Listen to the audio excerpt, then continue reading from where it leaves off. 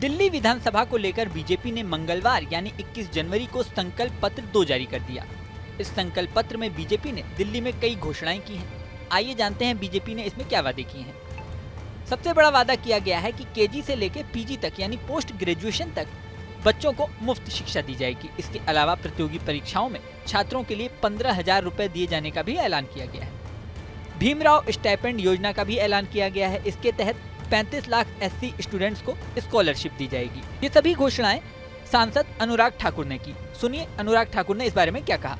हमारी कल्पना ये है कि दिल्ली में सरकारी शिक्षण संस्थानों में जो जरूरतमंद छात्र हैं उनको पीजी से लेकर केजी से लेकर पीजी तक की मुफ्त शिक्षा देंगे। केजी से पीजी तक मुफ्त शिक्षा मिलेगी दिल्ली के जरूरतमंद छात्रों को सरकारी शैक्षिक संस्थानों में।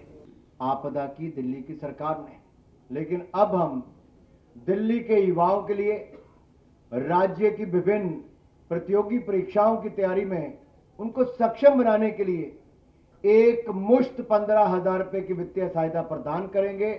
इसके अलावा तकनीकी और व्यावसायिक पाठ्यक्रम में अनुसूचित जाति के विद्यार्थियों को डॉक्टर BR अम्बेडकर स्टाइपेंड योजना के तहत 1,000 रुपए हर महीने दिए जाएंगे। यही नहीं, ऑटो टैक्सी चालकों के लिए वेलफेयर बोर्ड 10 लाख रुपए का बीमा और 5 लाख का दुर्घटना बीमा और बच्चों के लिए छात्रवृत्ति की भी योजना बना रहा है। साथ ही कहा गया है कि घरेलू कामगारों के लिए वेलफेयर बोर्ड 10 लाख का बीमा करेगा। बच्चों की छात्रवृत्ति के लिए 6 महीने तक पेड मैटरनिटी लीव भी मिलेगी। साथ ही ये भी कहा गया है कि PM स्वनिधि योजना के लाभार्थियों की संख्या दोगुनी कर दी जाएगी। हालांकि इससे पहले बीजेपी ने संकल्प पत्र 1 भी जारी किया था। उसमें भी कई बड़े वादे किए गए थे। बीजेपी का संकल्प पत्र 1 पार्टी अध्यक्ष JP नड्डा ने जारी किया था। उन्होंने कहा था कि मंत्रिमंडल की पहली बैठक में ही महिला समृद्धि योजना को लागू किया जाएगा। बीजेपी अध्यक्ष ने कहा था कि पार्टी सत्ता में आएगी तो दिल्ली में महिला समृद्धि योजना के तहत महिलाओं को हर महीने 2,500 रुपए दिए जाएंगे। यही नहीं, मंत्रिमंडल की पहली बैठक में इसे मंजूरी दे दी जाएगी। उन्होंने ये भी कहा था कि बीजेपी अपने घोषणा पत्र को संकल्प पत्र नाम से जारी करती है क्योंकि इसे पूरा करने का संकल्प लेती है। उन्होंने कहा था कि दिल्ली में बीजेपी का संकल्प पत्र 3 भाग में जारी होगा। पहला भाग उन्होंने खुद जारी किया था।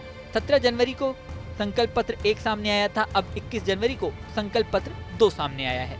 अनुमान लगाया जा रहा है कि जनवरी के अंत तक संकल्प पत्र 3 भी सामने आ सकता है। JP नड्डा ने कहा था कि संकल्प पत्र 3 भागों में जारी होगा। अब बीजेपी के संकल्प पत्र पार्ट 3 का इंतजार किया जा रहा है। आपको बता दें कि दिल्ली में 5 फरवरी को वोटिंग होनी है और 8 फरवरी को रिजल्ट सामने आना है।